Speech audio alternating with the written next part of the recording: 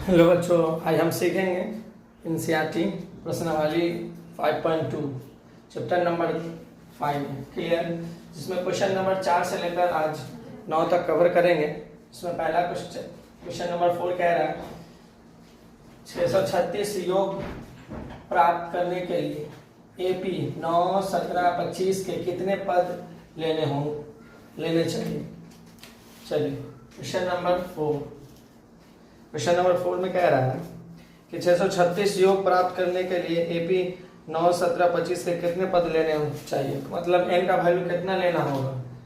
जिसमें क्वेश्चन में दे रहा है ए का मान दे रहा है 7, ए का मान दे रहा है 9 और डी का मान दे रहा है 17 में से 9 घटा दो, 17 माइनस 9 तो 9, 8, 17 और एस एन का मान दे रहा है योग को कहते हैं एस एन, ठीक है, योग को कहते हैं एस एन को कहते हैं योग या योगफल, ठीक है। एस एन दे रहा 636। अब देखो कौन सा फॉर्मूला लगेगा, तो ये एस एन बराबर होता है n/2 2a plus n minus 1 into D, ठीक है। तो n/2 2a plus n minus 1 into D बराबर एस एन, ठीक है।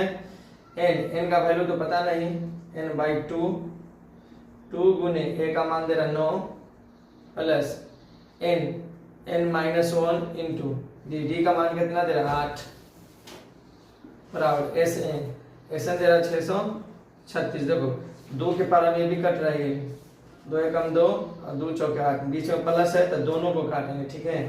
तो n 9 plus n minus 1 into 4 बराबर 636। 9 n से गुना कर दो तो 9n प्लस 4n माइनस 4 बराबर 636। ये 4 का गुना दोनों में करना है, ठीक है। यहाँ 4n माइनस 4n, अब n से अंदर मल्टीप्लिकेशन करो, 9n plus 4n square minus 4n बराबर 636। अब क्या करना है, 4n स्क्वायर और 9 में से 5 4 जाएगा तो बचेगा 5n माइनस प्लस में इधर आया जाएगा तो क्या जाएगा माइनस 636 बराबर 0। अब इसको निकालना है, फैक्टराइजेशन करना है गुणनखंड विधि द्वारा, ठीक है। चलिए ये 5n लाना 4n स्क्वायर और इसका गुना कर लो, ठीक है। ये फैक्टराइजेशन आप गुणनखंड सीखे होंगे, ठीक है। तो देखो 4n square plus 53n minus 48n और माइनस 636 बराबर 0। तो ये दोनों में n कॉमन है तो n ले लो, तो n plus 4n plus 53 minus, इस दोनों में से माइनस कॉमन ले लो तो 12 के पारा में 48 आता, 12 तिहाई 12 पंचे 60 बचेगा 3, 12 तिहाई 36, तो 12 कॉमन ले लो तो 12 तिहाई 12 चौके 48, 4n प्लस माइनस कॉमन ले रहे तो ये प्लस हो जाएगा, तो 12 पंचे 60 बचेगा कितना 3, 12 तिहाई 36 बराबर 0। तो 4n प्लस 53 और 4n माइनस 12 बराबर 0।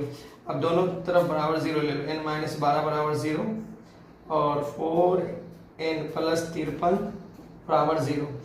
तो n है माइनस उधर जाएगा तो प्लस हो जाएगा, 4n प्लस उधर जाएगा तो क्या हो जाएगा माइनस, n बराबर हो जाएगा माइनस 53/2। ये संभव नहीं है, ये संभव है। तो n का मान याद रखिएगा, कभी भी n का वैल्यू भिन्न के रूप में नहीं होगा, क्लियर।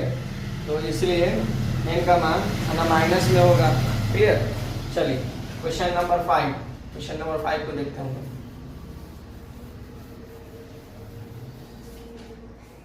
क्वेश्चन नंबर 5 में क्या कह रहा है कि किसी एपी का प्रथम पद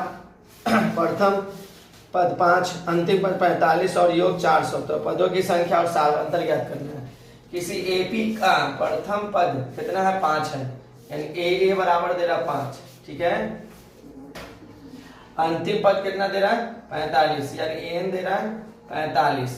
और योग है 400, तो योग किसे कहते हैं एसएन को, तो एसएन दे रहा है आपको 400। ठीक है, तो पदों की संख्या और सार्वधांतर ज्ञात करें। जब क्वेश्चन में देखना कि एन दे रहा हो और ए दे रहा हो तो ये फॉर्मूला से बनाना। ठीक है, फॉर्मूला में कहते हैं एस एन बराबर होता है n/2 a plus A N. ठीक है, एस एन की जगह दे रहा 400, n/2 ए की जगह दे रहा 5 प्लस ए एन की जगह दे रहा 45। तो 45 5 कितना हो जाएगा 50, n/2 इंटू 50। क्लियर, जब x0 से x0 कैंसिल, 5 से 5 8 40, n 8 बराबर हो जाएगा n/2 बट्टा में तो जाएगा गुना में, तो n बराबर हो जाएगा 8 गुने 2, 8 दूना 16। अब एक और सवाल ये उठेगा कि यहाँ पर ये वाला फार्मूला कब कब बैठा सकते हैं, तो n का मान दोनों अगर दोनों में सेम हो तब ये बैठा सकते हैं, अगर n का मान दोनों के लिए सेम ना हो तो नहीं बैठा सकते। जैसे 16 है तो अब यहाँ निकाल सकते हैं। ठीक है, अब क्वेश्चन में बोला हुआ तो n ये पदों की संख्या और सार्वधांतर, सार्वधांतर का मतलब होता है d। ठीक है, d ज्ञात करने के लिए तो d निकाल लेते हैं, तो a n बराबर क्या होता है a plus n-1 into D. a n कितना दे रहा है आपको, देख लो 45। ठीक है, a का मान 5 प्लस n दे रहा 16 -1 इंटू डी। 45 में से 5 जाएगा कितना बचेगा, हो जाएगा 40। ठीक है, तो 16 में जाएगा तो 15, अब 15 से इसको काटो, 5 से 15 और 8 40, तो डी का मान आ जाएगा 8/3। और पदों की संख्या कितना निकल गया 16। क्लियर, चलिए क्वेश्चन